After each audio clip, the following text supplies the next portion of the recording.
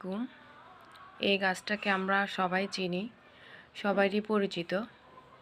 তবুও আপনাদের সামনে আজকে আমি এটা নিয়ে আসছি, কারণ এটার গুণাগুণ অনেক। আমরা অনেকেই জানি না, আবার অনেকেই জানি। এটাকে বাংলায় বলে চক্ষুনি পাতা, আর ইংলিশে বলে প্লামবাগো গাছ। এটা সাধারণত আমরা রান্না করে খাই, অনেকেই খায়, অনেকে খায় না।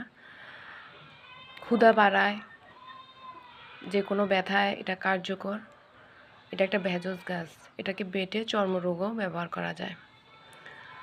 এটা হজমেও ব্যবহার করে। আমরা এখন যেটা নিয়ে বলবো সেটা, এখন আমরা এটাকে খাবো না, এটাকে আমরা চুলে ব্যবহার করব। এটা ব্যবহার করে আমি অনেক উপকার পেয়েছি, তাই আপনাদেরকে বলছি। এটা বেটে রস করে যে কোনো শ্যাম্পুর সাথে মিশিয়ে আপনারা এটা চুলে ব্যবহার করতে পারেন গোসলের আগে। সাধারণত আমরা যেভাবে চুল শ্যাম্পু দিয়ে ধুই ওইটা ওইভাবেই ব্যবহার করবেন।